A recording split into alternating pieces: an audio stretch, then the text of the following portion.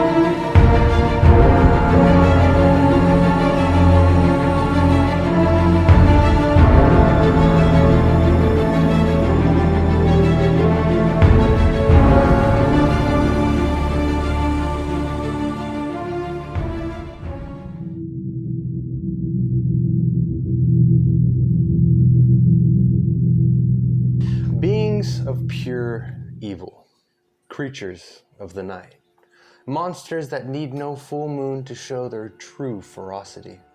I speak of the dreaded Skinwalkers. Now, before we get into details and history of the legend of the Skinwalker, I have a story to share. My father owns a small delivery service that operates out of Farmington, New Mexico.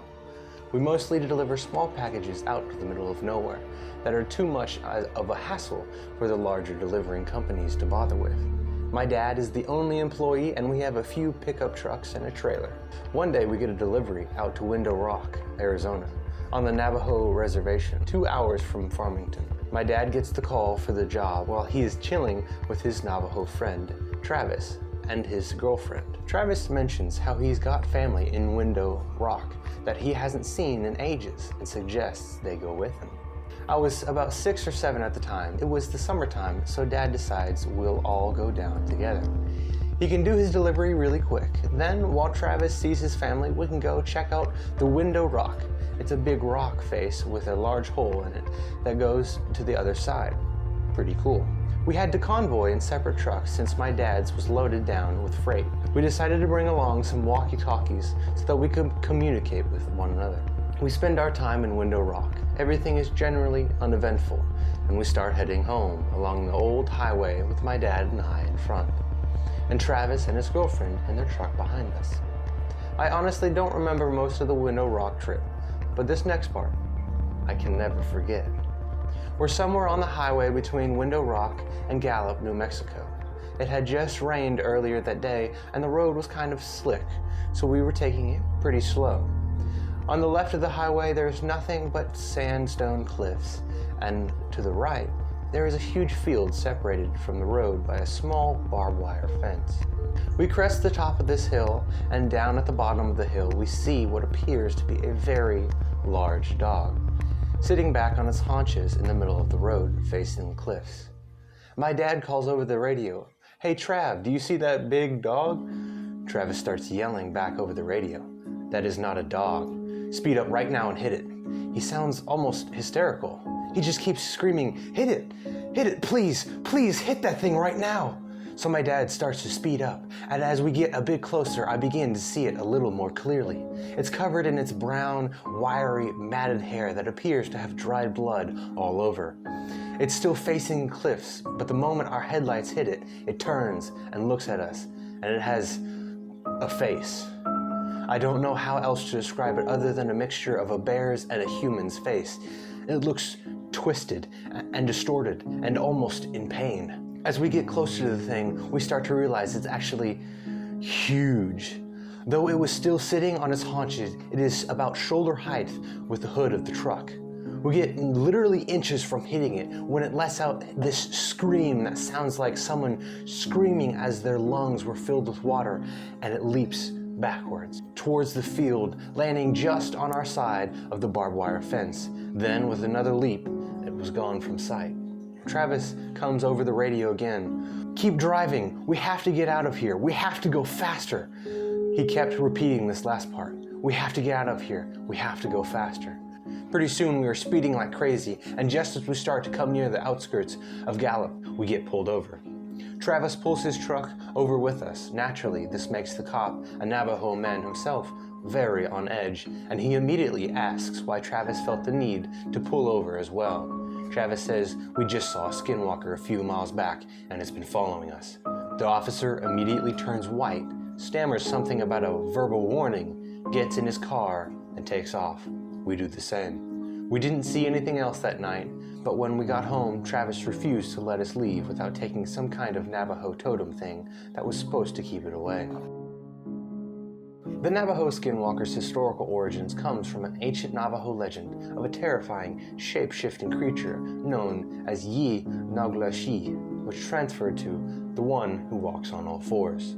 These frightening creatures have been known to take on the shape and physical appearance of both human and animals. Legend has it that this beyond terrifying creature has the power to change into many different types of wild and domestic animals, including human children and adults. Some of the most common animals that Navajo skinwalkers have been known to impersonate or embody are wolves, deer, coyotes, foxes, owls, and even very specific individuals, both male and female. Navajo skinwalkers have been widely reported for their ability to closely mimic the shape, appearance, facial expressions, and even sounds of individuals that they are stalking or secretly watching. Many Navajos believe that skinwalkers take the shape of different wild animals or even domestic pets to stalk, watch, or secretly study individuals they want to attack, kill, embody, or severely frighten. There is not much known about the skinwalkers because many Navajos refuse to tell the story to those who are outside of their tribe due to customs and traditions. Even specific details change with each telling, such as one telling says that they are or were people who were gifted with their shape-shifting abilities after committing great acts of evil, like killing a family member or killing an innocent man. While other tellings just explain the skinwalkers to be evil beasts whose only goal is to kill and frighten. Others even say that they are just evil spirits. Another changing details is that of their hunting strategy. Some say they actively hunt and stalk their prey, while others say they lure their prey to them by using the realistic impression of an injured animal or calls and pleas for help from a human being. Despite these disagreements, one thing is for sure, the Navajo skinwalkers are not to be trifled with. So what do you think? That was interesting. I've read, if it was a skinwalker, I couldn't remember exactly what it was called, but it was, oh man, what book was it? I think it was like Scary Stories to Tell in the Dark or something. Nice. So I kind of think it is this, but I also saw it in looking up, I was really big into aliens when I was younger. And so that also is something similar, very similar from aliens. Really? An alien that can do like exactly that. It's pretty weird. Oh, interesting. Yeah, that's Crazy. yeah, for sure. Yeah, Skinwalker is one of the craziest stories I've ever heard, honestly. And we don't get like a lot of stories about the myth that we're talking about. So I was like, oh, I gotta try to find one for this. Oh, for sure. Well, Got to find one. that was what, New Mexico? New Mexico, so, yeah. I mean, it's whether something like that could really exist. Yeah, I don't know about whether it really exists, but I think I'd be more inclined to believe that something like Bigfoot's more, existent than shape-shifting. Like, shape-shifting is kind of like fiction, what you see in fictional movies, and TV shows. Another thing was, while doing the research, I stumbled across another story. And I was like, oh, that's interesting, but just viewing the story could have put like 10 to 15 different possibilities of what happened that wasn't a skinwalker. Yeah. She says she was attacked by a bird-like creature, during the nighttime when she Siren. Right? So true. But it was like at night and it was dusk, and she says it was invisible. And she also mentioned the fact that when she got far enough away, the thing stopped bothering her. My thought process is, if she can't see it, she says it's invisible, It's most likely a bird that was brown, dark brown, or black in appearance, so she couldn't see it. Again, it's night, visibility is very poor. Right. Yeah. It was most likely attacked because she was near a nest or home of the bird, and once she got far enough away, that it stopped bothering her. I've been attacked by birds before. It's not fun. It's very vicious, but think maybe a big bird like a hawk or something. Right. Like that. Maybe that was what attacked her. And she also mentioned the fact that she tried to make her fire as big as possible, but the bird wasn't it wasn't threatened by the fire and wasn't scared off. Well, if you're dealing with a mama bird, you're not gonna scare it off that easily. And I don't know. I felt like I could disprove that like pretty easily. So I'm just shape-shifting and actually being able to fly would be kind of a stretch. It's just one of those things. I don't think it exists. Of course, that's just my opinion. I've never had a run-in or an encounter with what would be considered a skinwalker, but just from my point of view, I don't think it could be real. Definitely a cool story, though. Definitely it is interesting. An interesting legend for sure. I wish we had more info on it. Right, totally true. And another thing that kind of gets me saying that it may not be real is the shifting in the tellings. There's a lot of details that are dropped and picked up and changed over the course of several tellings. Yeah. So that means that we're dealing with a story and not an actual physical creature that has been witnessed multiple times, because that would stay more consistent than the tellings of these stories. Oh, but for sure. Definitely a cool story, and it's so interesting.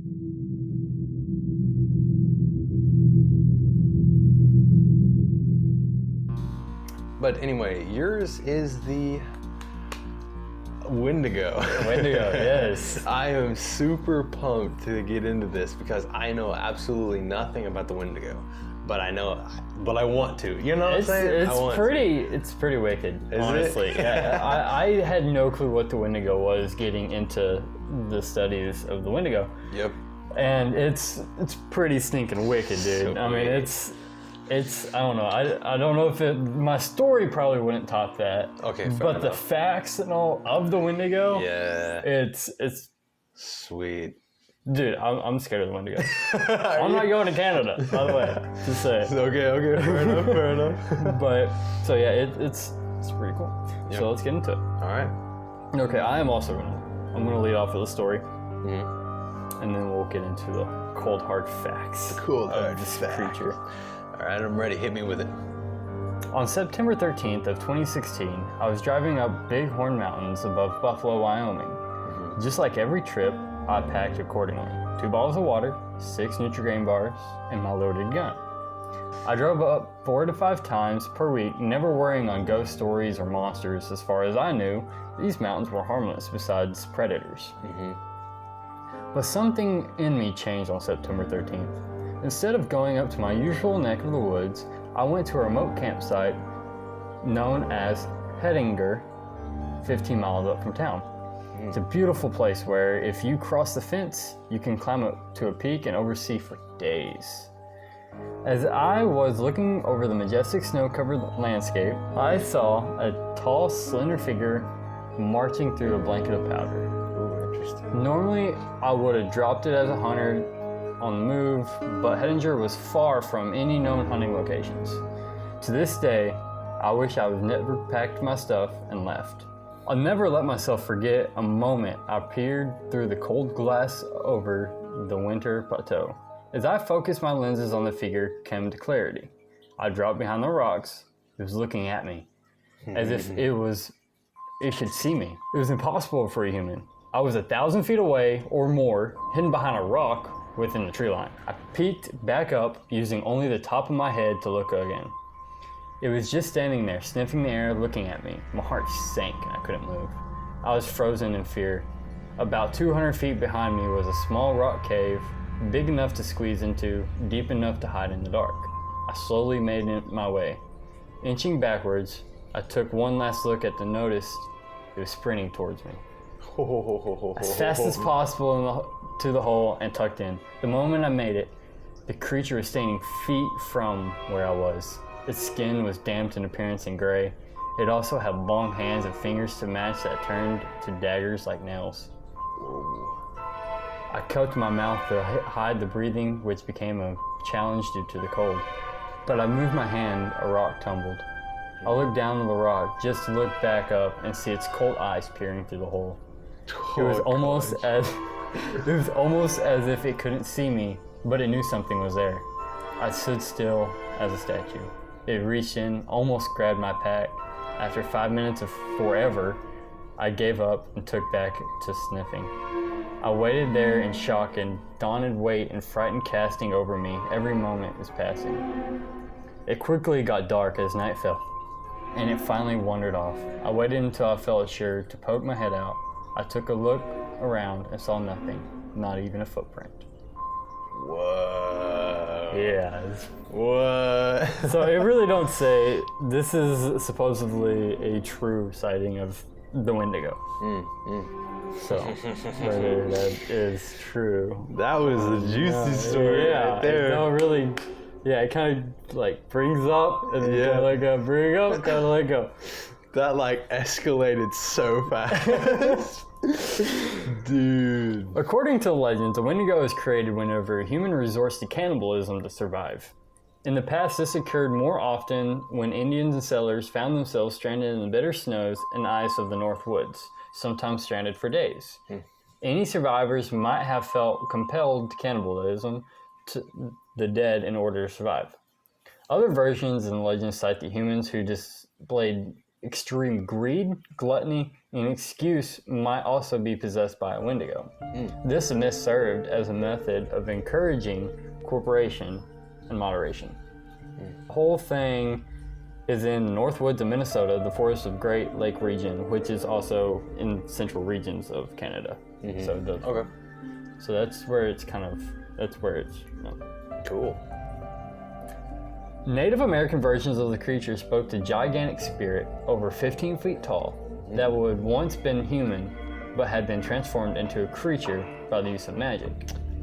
Though all the descriptions of the creature vary slightly, the Wendigo is generally said to have glowing eyes, long yellowed fangs, terrible claws, and overly long tongues. Ooh. Sometimes Just throw that one in there, why don't you? They just have overly long tongues. All right. Glad we got that. Truly frightening. I'll lick you a mile away. You better be good, kid. My tongue's itching.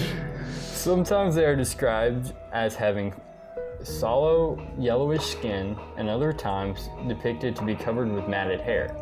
The creature is said to have a number of skills powers, including stealth. It is a near-perfect hunter, knows and uses every inch of his territory, and can control the weather through the use of dark magic. They are also portrayed as simultaneously gluttonous and imitated from starvation. Wow. So they could, they're gluttonous and starve. Anemic. Yeah, pretty much. It's weird. Weird. That's awesome. Wendigos are said to be cursed the wonders of the land, internally seeking to fulfill their various appetite for human flesh, and if there is nothing left to eat, it starves to death. Interesting. The legend lends its name to the disputed modern medical term Wendigo psychosis, which is considered by some psychologists to be a syndrome that creates an intense craving for human flesh and a fear of becoming a cannibal. So there is actually a Wendigo psychosis. Weird. Yeah. You're looking really good today. Just want to taste you. Right. Ironically, this psychosis is said to occur within people living around the Great Lakes of Canada and the United States. Wendigo psychosis usually develops in the winter in individuals who are isolated by heavy snow for long periods. The initial symptoms are poor appetite, nausea, and vomiting. Subsequently, the individual develops a delusion of being transformed into a Wendigo monster. People who have Wendigo psychosis increasingly see others around them as being edible. At the same time, they are exaggerated fear of becoming cannibals. So they don't want to become They don't want to be cannibals, but they just really want to feed on people. Weird. Oh my gosh.